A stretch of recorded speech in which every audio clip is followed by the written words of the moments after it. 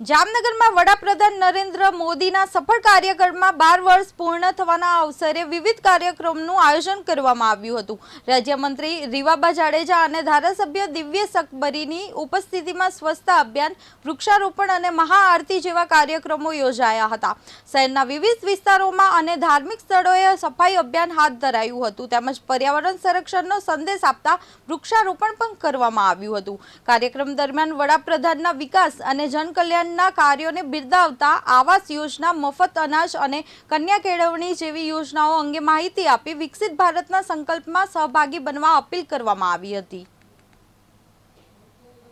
વિશ્વાસ અને જલ કલ્યાણ એટલે કે આદરણીય પ્રધાનમંત્રી શ્રી નરેન્દ્રભાઈ મોદી સાહેબના નેતૃત્વમાં જે રીતના રાષ્ટ્ર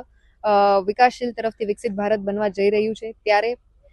વિશ્વ કીર્તિમાન અને રાષ્ટ્રીય કીર્તિમાન આપણા દેશના યશસ્વી પ્રધાનમંત્રી શ્રી નરેન્દ્રભાઈ મોદી સાહેબના નેતૃત્વમાં આપણે જ્યારે સાહેબે અંકિત કર્યો હોય ત્યારે સૌ પ્રથમ તો હું જામનગરની ટીમ વતી હૃદયપૂર્વકની અનેક શુભકામનાઓ એમને પાઠવું છું। માતાજી એમને દીર્ઘાયુષ્ય આપે, તંદુરસ્તી આપે અને આ જ રીતના મજબૂતાઈથી એક પણ દિવસની રજા લીધા વગર જ્યારે સતત એઓ દેશની સેવામાં સમર્પિત થઈ અને આગળ વધી રહ્યા હોય ત્યારે આજના આ દિવસે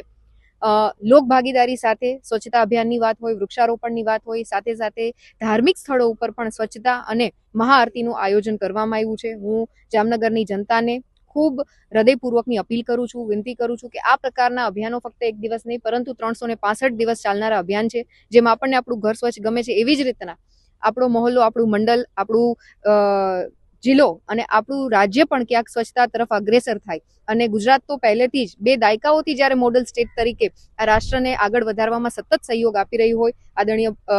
મુખ્યમંત્રીશ્રીના નેતૃત્વમાં અગ્રેસર થઈ વિકસિત ગુજરાતથી વિકસિત ભારતની પરિકલ્પના છે ત્યારે આ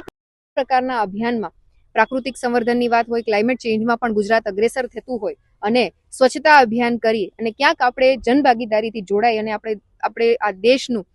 સ્વચ્છતા તરફ આગળ વધારવા માટે એક કદમ જ્યારે શીર્ષસ્થ નેતૃત્વ દ્વારા આપણા બધાની વચ્ચે રાખવામાં આવ્યું કેમ કે વિશ્વના પ્રથમ એવા લીડર કે જેમણે હંમેશા એક સામાન્ય નાગરિકની જેમ આ દેશની ચિંતા કરી છે, એક પરિવારના મોભીની જેમ આ દેશની ચિંતા કરી છે, પોતે સ્વચ્છતા અભિયાનમાં જોડાય, વૃક્ષારોપણ જેવા કાર્યક્રમમાં જોડાય અને આપણને માર્ગદર્શિત કર્યા હોય ત્યારે આપણી પણ એક મોરલ રિસ્પોન્સિબિલિટી બને છે, એક ફરજ બને છે કે આ દેશના